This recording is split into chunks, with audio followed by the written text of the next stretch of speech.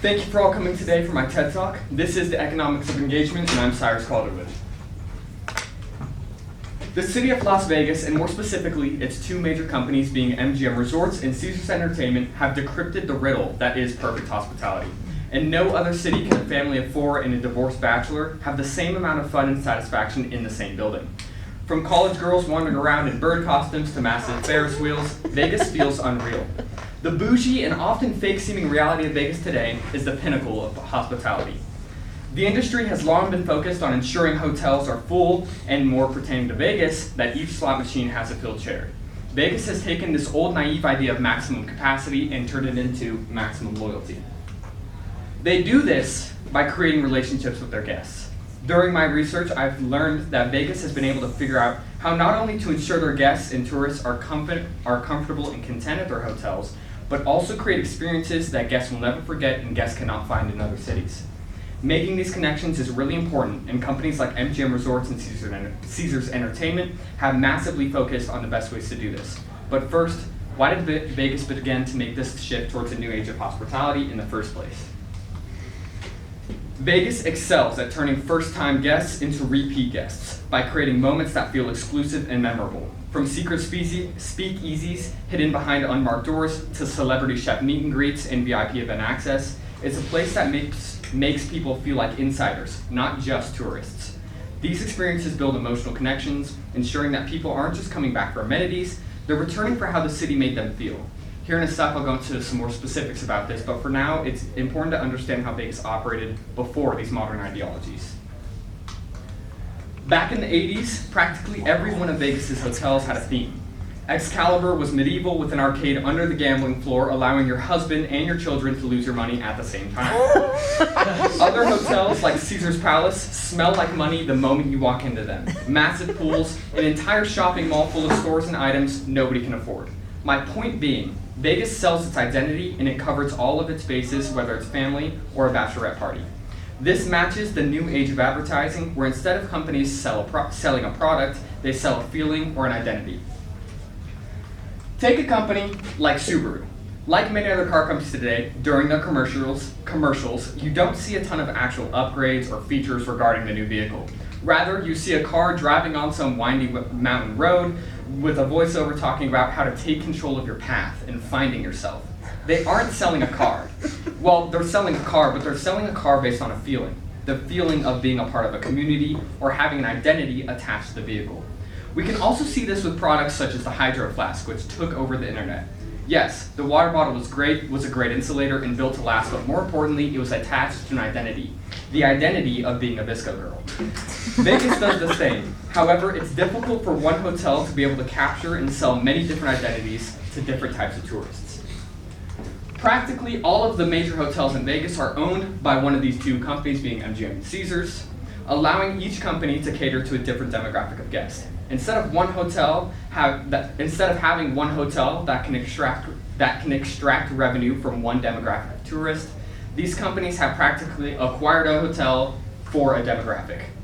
With this kind of sustainability, Vegas is able to then extend their reach into new areas of possible revenue. They do this by continuing to sell feelings and continuing to sell experiences. Another powerful way Las Vegas builds relationships with its guests is through brand partnerships and co-branded experiences. The city understands that people don't just want entertainment that's bland. They want entertainment attached to the brands and icons they already know and love. Vegas takes this idea and turns it into something immersive. For example, Cirque du Soleil has been a staple of Vegas for decades, but they don't just bring their regular shows from around the world into Vegas. Instead, they partner with globally recognizable names such as the Beatles with their Love performance and Michael Jackson with The One at Mandalay Bay. These shows aren't just performances, they're exclusive experiences you can only get in Vegas, building deeper emotional connections by combining nostalgia, fandom, and spectacle. Here's another example. The same thing happens with celebrity chefs. You aren't just eating at a steakhouse in Vegas, you're eating at Gordon Ramsay's Hell's Kitchen, Giotti at the Cornwall, or Lisa Vanderpump's Paris Garden Lounge. This creates a relationship not only with the guests or with the meal, but with the lifestyle brand that guests identify with. This tactic works because it makes every experience feel unique, exclusive, and Instagram-worthy, adding additional value and another reason for guests to keep coming back for these experiences. While Cirque du Soleil is an experience that you can't find outside of Vegas, and eating at Hell's Kitchen is memorable, Vegas always has more to offer. One thing that Vegas has done really well is ensuring that everything they do to the best of their ability. Vegas is one of the fastest growing and most lucrative sporting cities in the United States. Their now impressive catalog of sports all started with the UFC. By 2001, the Ultimate Fighting Championship was losing way more money and banned in way more countries than it was gaining and active. The original owner sold their dying company to the then owners of the Palace Station casinos in Vegas. After some work to revitalize the sport, MGM finally got its hands on it in 2005, and as the graph shows, it exploded after that. The UFC is now a staple of Vegas entertainment and culture with notable fights such as Khabib versus McGregor and Dvalishvili versus O'Malley. That original sale of the company was for a meager $2 million. Now it's $1 billion association. The UFC was much more than just a success story of MGM, but it was proof that Vegas could sustain and market the sporting industry on a larger degree. After the success of the UFC, Bill Foley, a businessman who was known for owning the Golden Knights of Las Vegas, was able to seal a deal with MGM Resorts to pay the NHL expansion fee of $500 million and create the new team based in Vegas. The Golden Knights is another success story of Vegas. As you can see on this revenue chart, the revenue of the Golden Knights had already surpassed $100 million by the first season and survived COVID-19, which is a big achievement. For a company like MGM, being able to insert themselves into a major sporting corporation such as the NHL opened up a lot of opportunities for MGM and Vegas as a whole. All of the success in these two sports culminated in the building of Allegiant Stadium, a $2 billion megastructure that's perfectly planned, marketed, positioned, and utilized. As you can see from the photo, Allegiant is practically on top of the Strip. In fact, when my family was in the BTS concerts, we stayed right here at Mandalay Bay. And instead of driving or taking an Uber to Allegiant, we walked. Even better, half of that walk was through indoor walkways through Luxor to the stadium. The luxury of walking to and from a stadium like this isn't available in practically any other city, not only allowing easy access, but further providing partnership between the stadium and its events and the hotels. Notable events held at the stadium include the 2022 BTS concerts. In 4 days of concerts, there was $35 million in ticket sales and broke multiple sales and attendance records. Even better, this was only the revenue generated from the stadium itself from the concerts. Vegas, and more specifically MGM, utilized other venues to live stream the concert every night happening just miles away. These performances were held at MGM Grand, Garden Arena, and T-Mobile Stadium, both of which were completely sold out for all 4 nights, and those were just live streams. Online live streams held consistent and impressive 402,000 viewers. This wasn't just a simple weekend of concerts at all either. In fact, every MGM hotel had BTS merch and other experiences regarding the band. A great way of showing this is this picture taken by somebody over the city. Their marketing and cohesion is so good. You can see here that every MGM hotel lit up purple for the nights. The entire city catered to the fan base, furthering the experience for everyone and ensuring that an environment that boosted a new relationship between the city and BTS. Another notable event that occurred at Allegiant Stadium was the 2024 Super Bowl. Over 300,000 people flooded the city, making Vegas an estimated $600 million in revenue from the game. Allegiant Stadium was such a smart investment on so many different levels. Not only did it improve the importance and further the growth of the sports scene in Vegas, but it also allowed the city to use it as a revenue generator for so many other different industries, not just sports. Not only hosting concerts, but some of the largest and most important cultural events in the United States. This allows deeper connections between the city and its guests, not only making connections, but ensuring that experiences held in Vegas have little competition to the same shows and events held in any other city.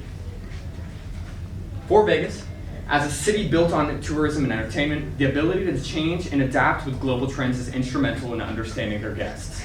Vegas has and will always continue to find new markets. Because Vegas is also such a great city to work with from a business perspective, other associations like Formula One have decided to hold events. Formula One. the global sporting association that's known for being the most expensive sport ever created. Also known for holding its race weeks in some of the most famous cities around the planet, from Singapore to Monaco. In 2023, Vegas held the first Las Vegas Grand Prix, and it was an event that shattered previous sporting revenue numbers for the city.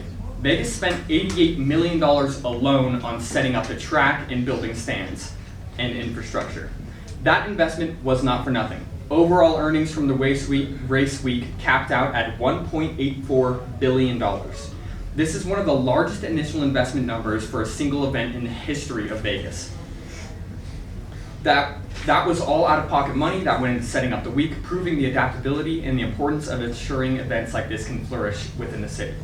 When you think about it, Vegas is the perfect city for Formula One. It's small, yet bougie, matching the vibe, and its almost 200,000 hotel rooms in the city allow massive waves of tourists to effectively be handled. Even better, F1 will be returning every year for the foreseeable future, meaning that MGM did its job and it did it well. An entire new market built off of very wealthy investors, partnered with very wealthy companies, ensuring a massive influx year per year for the sports revenue for the city. However, relationship creation goes way beyond just putting on massive events. It's also about how the city makes every guest feel like a VIP, even if it's just for one weekend. Many hotels and resorts in Vegas are ahead of the curve when it comes to loyalty programs and personalized marketing.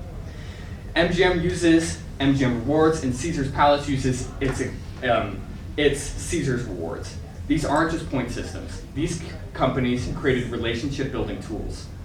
These programs track guest preferences, dining habits, favorite entertainment, and even gaming choices to curate offers and experiences tailored specifically to individual customers. It's why someone might receive a personalized offer for a concert or a discounted suite to stay in during a big UFC fight week based on their previous visits. Overall, a hotel like Mandalay Bay or the Mirage will use guest data and their understanding of trends to find better ways to market further to their guests. Finally, they pull off either the best concerts with global superstars or UFC fights that have entire countries arguing with each other, creating memories and attachments that tourists will never forget. At the end of the day, Vegas isn't just a city built on tourism. It's a living, breathing blueprint for how to sell experiences and identity. It's a place where every hotel, concert, and sporting event isn't just an attraction. It's an idea of it's a carefully crafted memory in the making. Vegas took the old school idea of filling hotel rooms and slot chairs and replaced it with something much more valuable: loyalty, nostalgia, and cultural relevance. It's not about whether other cities could do what Vegas has done. It's that no one else thought to, and no one has dared to try it at this scale. As trends shift and industries evolve, Vegas will continue to be the city that's already 3 steps ahead, turning fleeting moments into unforgettable stories. Thank you.